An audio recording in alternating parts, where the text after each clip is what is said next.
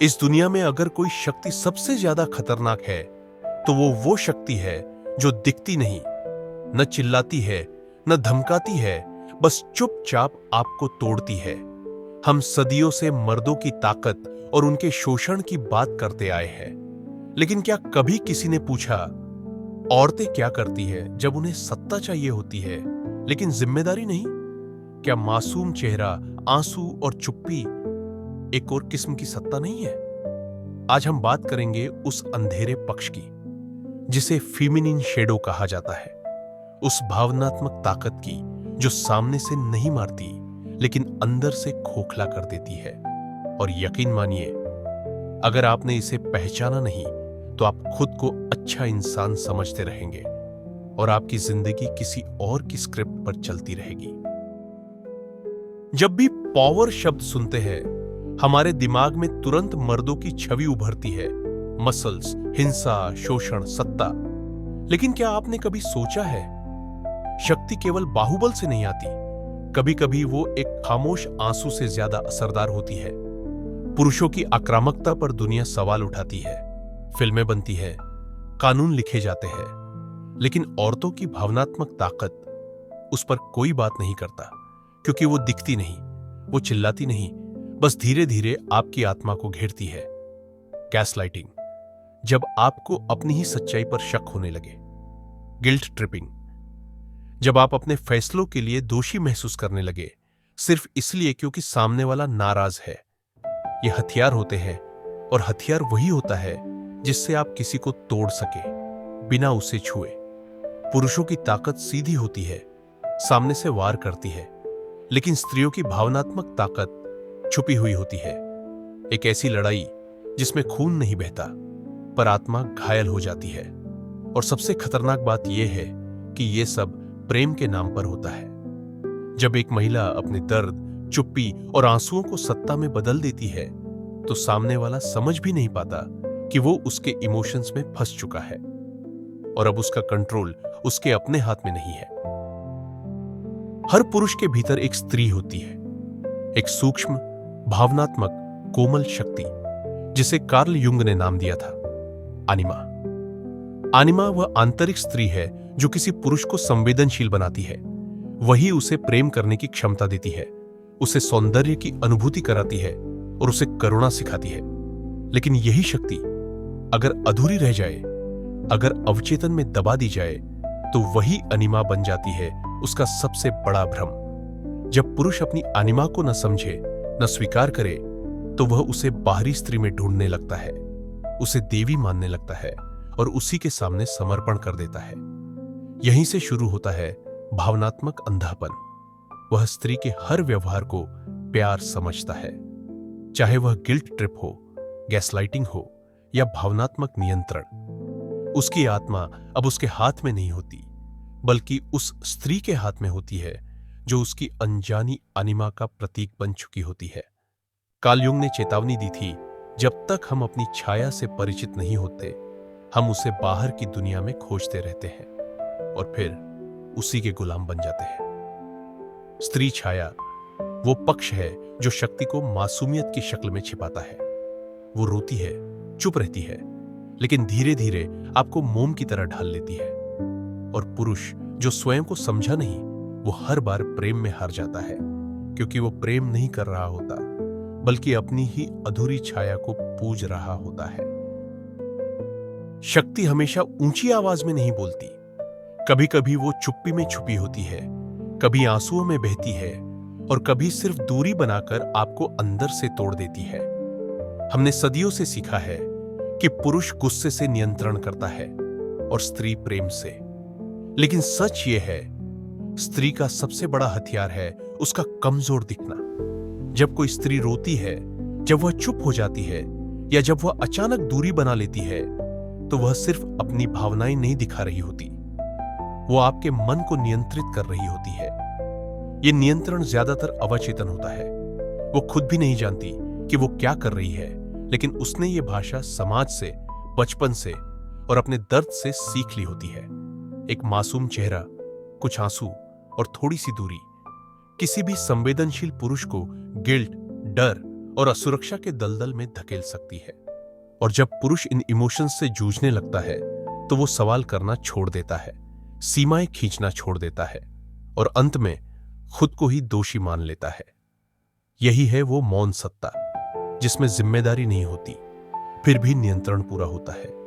औरतें जानती हैं कि समाज उन्हें कमजोर समझता है, लेकिन कई बार वे इसी छवि को शक्ति में बदल देती हैं। एक ऐसी शक्ति जो प्रश्नों से परे होती है, क्योंकि जो रो रहा है उसे दोषी कैसे ठहराओगे।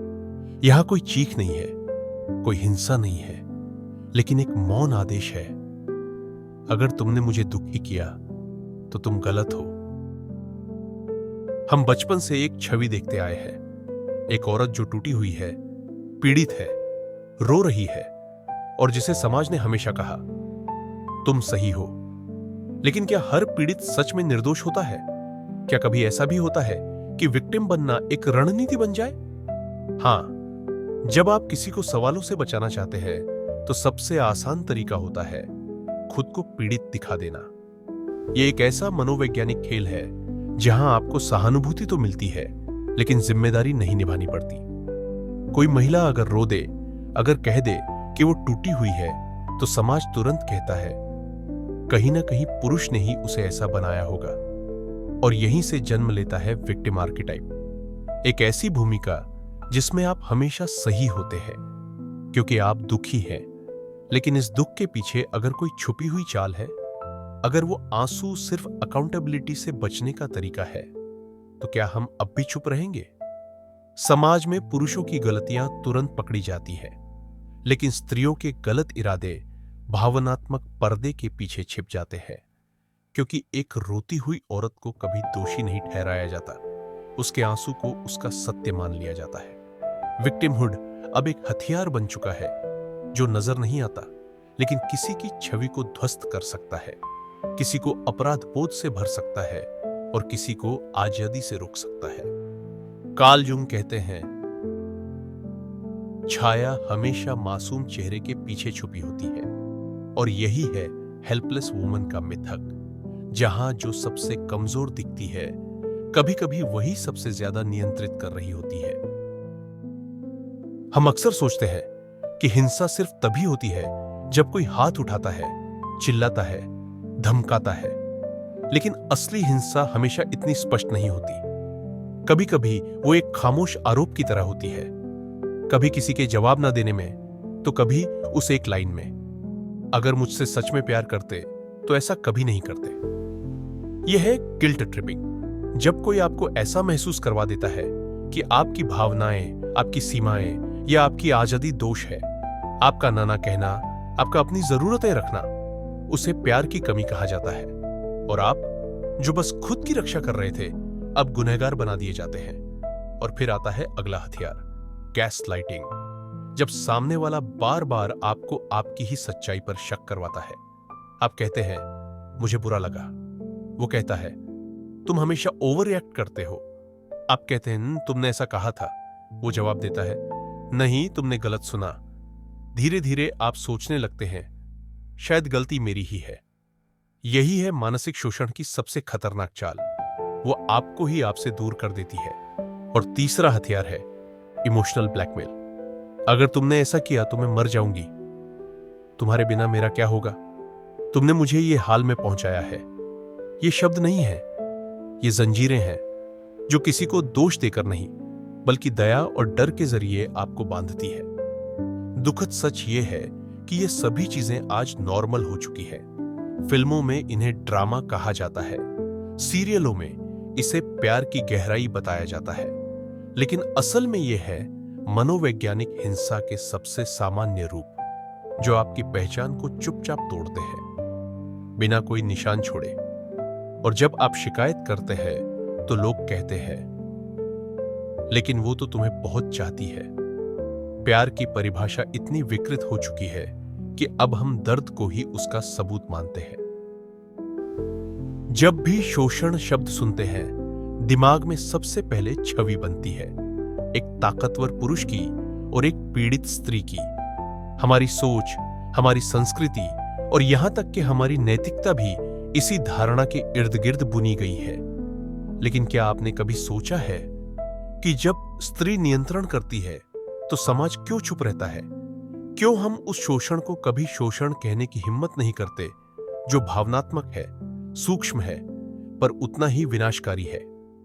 इस चुप्पी की जड़ में छिपा है पितृसत्तात्मक अपराध बोध। सदियों तक महिलाओं पर अन्याय हुआ, उन्हें दबाया गया, तोड़ा गया, चुप करवाया गया, और अब आधुनिक समाज उस अतीत को तुलना में न्याय देने की कोशिश कर रहा है। लेकिन इस प्रक्रिया में हमने एक और अंधापन पाल लिया है। अब हम किसी भी स्त्री के व्यवहार पर सवाल उठाने से डरते हैं। क्यों? क्योंकि कहीं वो सवाल औरतों के खिलाफ न मान लिए जाए। यह है आधुनिक नारीवाद की छाया, जहां हर महिला को शक्तिशाली बताकर उसे असहाय भी घोषित किया जाता है। मतलब यह कि अगर कोई स्त्री कुछ भी कहे या करे, वो या तो बहादुरी है या किसी दर्द की प्रतिक्रिया। जिम्मेदारी, वो सवाल ही नहीं उठता। और जब कोई पुरुष उस मैनिपुलेशन को पहचानने लगे, जब वो कहे कि मैं भी शोषित हुआ हूं, तो समाज हंसता है, कहता है कमजोर निकले तुम। यह है हमारी सामूहिक मानसिकता की त्रासदी, जहां स्त्री को या तो देवी माना जाता है या शिकार। लेकिन मानव जो गलत भी हो सकती है, वो मानने की हिम्मत किसी में नहीं। इसलिए जब कोई स्त्री गिल्ट ट्रिपिंग करे, इमोशनली कंट्रोल करे या विक्टिम बनकर दूसरों की स्वतंत्रता को कैद कर ले, तो समाज चुप रहता है, क्योंकि वह उस छवि को तोड़ने से डरता है जिसे उसने खुद पूजनीय बनाया है। कार्ल युंग ने कहा था, जो चीजें तुम्हें सबसे ज्यादा पवित्र लगती है, वहीं अक्सर तुम्हारा अंधापन छुपा होता है। और आज हमारा समाज स्त्री की छाया को देखने से इनकार कर रहा है, क्योंकि उसने उस छाया को मां, देवी और बलिदान की मूरत मान लिया है। हम एक ऐसे युग में जी रहे हैं जहां सतह पर दिखने वाली हर चीज को सच मान लिया जाता है, और जो भीतर छुपा है उसे भावनात्मक कहकर नजरअंदाज कर दिया जाता है। लेकिन सच ये है, शक्ति सिर्फ पुरुषों के पास नहीं होती, और शोषण सिर्फ वही नहीं करते जो ऊंची आवाज में बोलते हैं, बल्कि वो भी करते हैं जो भावनाओं की भाषा में आत्मा को बांध लेते हैं। स्त्री कोई शत्रु नहीं है, लेकिन नारीत्व की छाया को समझना और स्वीकार करना जरूरी है, ताकि हम किसी को भी सिर्फ उनकी कमजोरी के बहाने जवाबदेही से मुक्त न कर दें। क्योंकि जहां एक पक्ष को बिना सवालों के छूट मिल जाती है, वहां प्यार नहीं, सत्ता खेलती है। अगर इस वीडियो ने आपके भीतर कुछ हिलाया है, अगर आपको भी कभी किसी रिश्ते में भावनात्मक नियंत्रण, गिल्ट ट्रिपिंग या मौन हिंसा का सामना करना पड़ा है, तो नीचे कमेंट करें, मैंने देखा है वो छाया, ताकि हम इस चुप्पी को तोड़ सकें। और अगर आपको लगता है कि ये बातें जरूरी हैं, तो वीडियो को शेयर करें, ताकि और लोग भी इस अधूरी सच्चाई से आंखें मिला सकें। इस चैनल मेटाफिजिक्स डायरी को सब्सक्राइब करें, क्योंकि यहां हम सिर्फ बातें नहीं करते, हम अंदर की परतें खोलते हैं।